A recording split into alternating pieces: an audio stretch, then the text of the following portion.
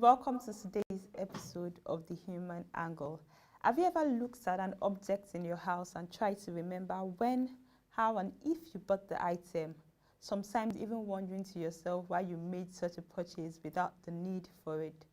This actually happens quite often and to a number of people, and I must confess, myself inclusive. Now, it's not a statement of fact that impulse is the hallmark of discipline and managing our money.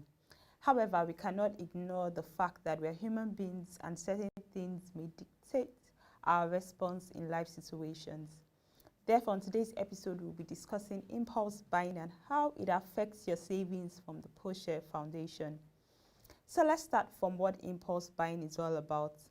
The Business Dictionary defines it as a spur of the moment unplanned decision made just before a purchase.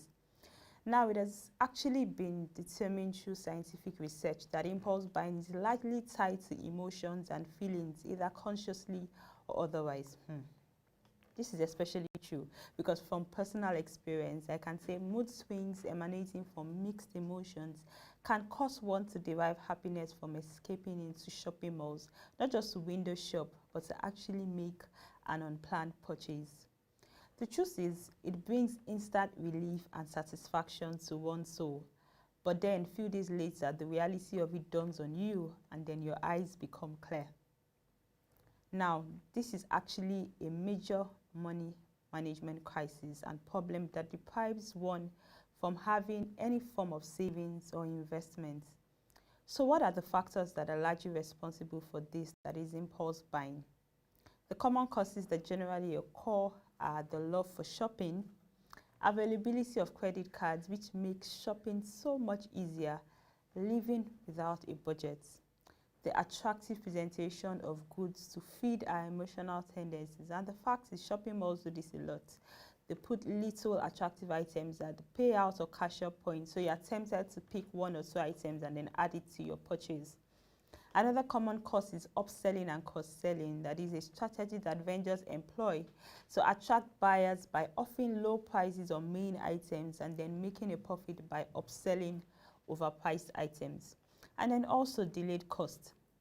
Now, delayed cost is a tactic used by giving you an initial taste of a premium product for a limited period of time for little or no money upfront, but you can ensure that you can be sure that you make the bulk of the payments as time goes on.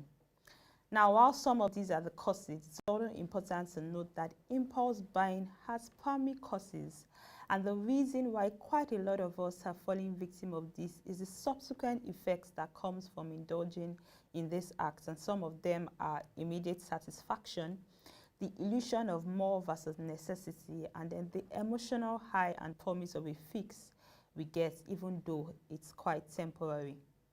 So the next question is, how can we channel our energies into making good personal financial decisions, regardless of the confusion going on within us or what feeds our subconscious? Because the truth is, whether we like it or not, impulse buying does more harm to our finances and is totally not what the temporary solution it brings compared to the satisfaction that could be gotten from wisely avoiding it on the long run. So here are a few tips that might be helpful. Number one is to take a deep breath. When you get in your feelings and all, remember there is light always in the dark. Take a walk, drink a conversation with someone. And then number two will be to keep your eyes on the ball.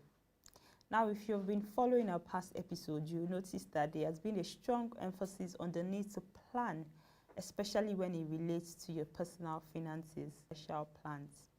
But if your plan is clear enough, it should stop you from deviating so much from the path you have set for yourself. Impulse buying makes us go off our marked path most times, especially when we do not have a firm grip on it. Therefore, we need to have that financial plan and stick to it. Number three will be to master the art of asking questions. Self-dialogue is very important and unavoidable to overcome this temptation. Before you go and have a ball or on that shopping spree at the expense of your future, take a minute to ask yourself, will this spree or product improve my life in any important way? Will it truly make me feel good? Or will it further your costs to live that life that you've always desired? See, the fact is, nobody is in the matter with you. And your financial freedom and the way your personal finances go is in your hands. So to thy own self be true. Number 4 will be to set rules for extra spending.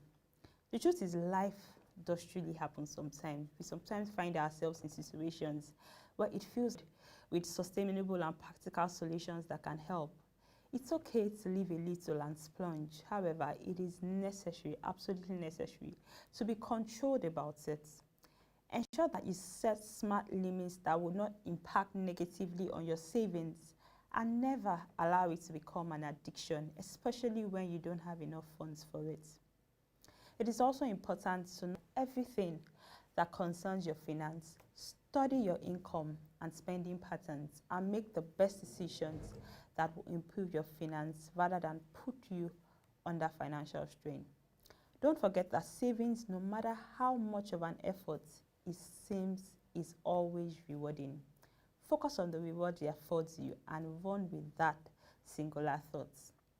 And that will be all for today's edition of the emails. If you've learned one or two things from us, and business@ProshareNG.com will be glad to hear personal finance and updates from our news stories and videos. You can also follow us on our social media handles and platforms shown on the screen for further updates on our market reports.